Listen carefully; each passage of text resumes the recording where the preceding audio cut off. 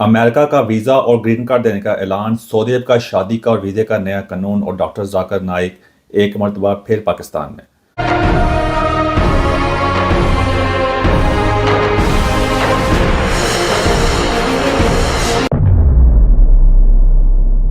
सबसे पहले बात करते हैं कि अमेरिका ने एक नए गोल्ड कार्ड का यानी ग्रीन कार्ड के जो रास्ता उससे बनेगा, बाद में जाकर आपको ग्रीन कार्ड मिलेगा, उसका ऐलान किया।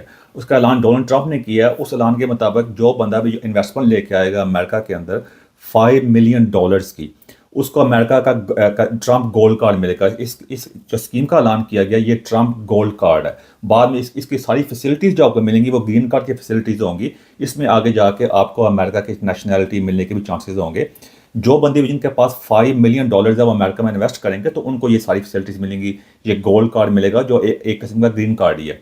ये इस किस्म की स्कीम अमेरिका में पहले भी आई थी। स्कीम का नाम था EB-5, जो कहते हैं कमर्शियल एक इन्वेस्टमेंट टाइप का सिस्टम है था कि आप वहाँ इतनी अमेरिका में एक सर्टन एक खास अमाउंट लेके आएँ, वहाँ इन्वेस्टमेंट करें और 10 बंदों को फुल टाइम वगैरह जॉब दें तो आपको इस तरह की फैसिलिटी मिलेगी। लेकिन उस पर काफ़ी वगैरह फ्रॉड वगैरह हुआ, कोई फ्रॉड वगैरह होता था, कोई क्लैरिटी नहीं आई थी।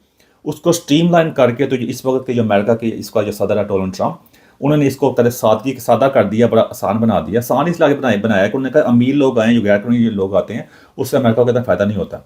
अमीर लोग वहाँ पे आएँ, कहते हैं अमेरिका के अंदर उनको वहाँ जॉब्स वगैरह कहते हैं क्रिएट करें, इन्वेस्टमेंट लेके आएँ, ताकि अमेरिका का जो डेट्स है, उनका कर्जा जो है उसके अंदर कमी हो।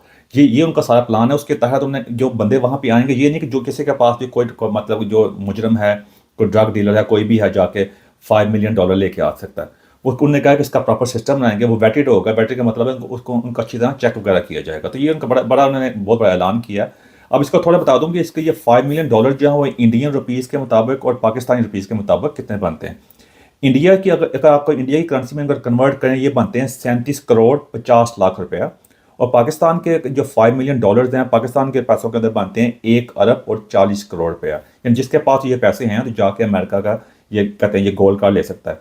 इसका बाकायदा ऐलान जो है 2 हफ्ते बाद कर दिया जाएगा। उसके बाद आप इसका प्रॉपर तरीके से जो सिस्टम जो है लॉन्च कर दिया जाएगा।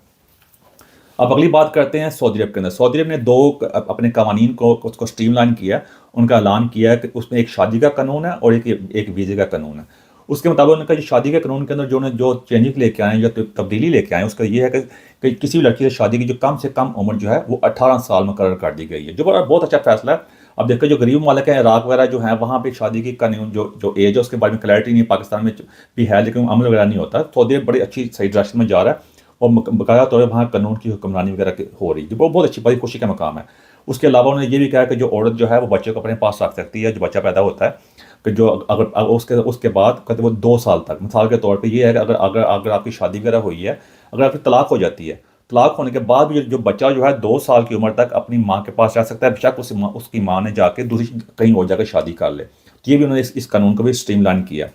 उसके बाद उन्होंने कहा कि जो भी इनकी तलाक वगैरह के मामला जो होंगे, जो भी होगा, इसमें उनकी प्रिवेसी जो है या उनके जो मामला हैं उसको कहते हैं ज़्यादा मशहूर करने की ज़रूरत नहीं है। यानी लोगों को बताने के लिए उनकी प्रिवेसी का उनके का ख्याल रखा जाएगा।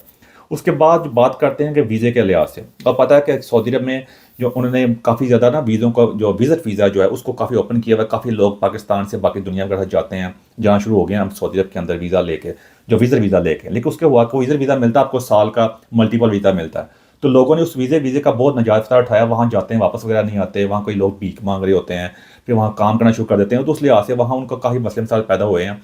तो इस वजह से उनको और जराइम काफ़ी हो गए हैं। तो उसको कंट्रोल करते हुए सऊदी अरब ने अपने वीज़े की जो पाबंदी है वो 1 साल से कम करके 30 दिन तक कर दी है। और ये 30 सब मुल्कों के लिए नहीं किया, उन्हें कुछ मुल्कों ने ऐलान किया कि उनको और कहते हैं सिर्फ 30 दिन का विज़िट वीज़ा मिलेगा। और ये जो कानून जो है ये 1 फरवरी यानी जो इस महीने की पहली तारीख से लागू हो गया हुआ है।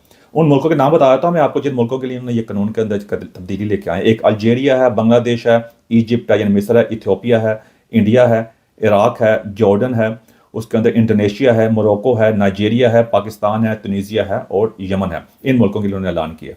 उसके क्योंकि पता है कि कई बार फिर जब हज के मामला भी हुए थे उसके अंदर लोग जाते हैं फिर उसमें हज भी कर लेते हैं, हालांकि विज़िट वीज़ा होता है। दूसरी उन्होंने बात का साथ ये भी ऐलान किया कि हज और उम्रे के दौरान आप अपने बच्चों को नहीं लेके आ सकते, क्योंकि लास्ट टाइम पता पिछले साल हज हुआ था, कितने लोग गर्मी वजह से मर गए थे, बहुत बड़े लोग भी आए हुए थे, बच्चे भी ले आते हैं। वहाँ जाकर बाकी लोगों की इबादत जो होती है मुतासर होती है। तो बड़े अच्छी तरीके से आहिस्ता आहिस्ता वो सही जगह जा रहे हैं, काफ़ी अच्छी और पॉजिटिव किस्म की चेंज कंट्री में लेके आ रहे हैं, जिससे हम ये क्या होगा कि एक अच्छा मुल्क का अच्छा इमेज जाएगा। कौन कौन वहाँ विजन 2030 के तहत वहाँ इन्वेस्टमेंट लेके आ रहे हैं, उनको अपने मुल्क का एक अच्छा इमेज चाहिए, जिससे इस्लाम का नाम भी होगा, मुल्क का नाम भी होगा ओवरऑल, और बाकी लोगों को जो जो इस्लाम के नंबरदार बने हुए हैं उनको भी चीज़ से कुछ सीखना चाहिए। आखिरी बात करते हैं डॉक्टर जाकिर नाइक के बारे में। आपको पता है डॉक्टर जाकिर नाइक पिछली दफ़ा पिछले साल पाकिस्तान आया हुआ था, काफ़ी कंट्रोवर्सी भी क्रिएट हुई। उसने आके कई ऐसी बातें की जिससे अकल दंग रह जाती, कई इस की ड्रामेबाजी उसने की आके, और पाकिस्तानी अवाम को जो नौजवान नस्ल है उन्होंने बहुत ज़बरदस्त तरीके से उसको हैंडल किया, सवालात किए, और उसका काफ़ी पोल खोला उन्होंने आके। अगर तो और वो आपको पता भी है कि वो ऐसे स्टेट गेस्ट के तौर पर आया होता है, हुकूमत का मेहमान बन के। जिस तरह के जो कुछ पाकिस्तान के साथ हुआ कि उसके काफ़ी जो उसकी जो कुछ रही सही जो इज़्ज़त थी ना, वो ऑलमोस्ट उसमें काफ़ी कमी हुई। लेकिन जो होता है ना, जिस इंसान की जो इज़्ज़त ठीक होती है, जिनका इनका अकल होती है, को ये अपनी ख़ास किस्म की मजहबी किस्म की एक तंग नज़र सोच में रह रहे होते हैं। मुनाफिक लोग हैं ना, आप क्या कह सकते हैं इस बारे में।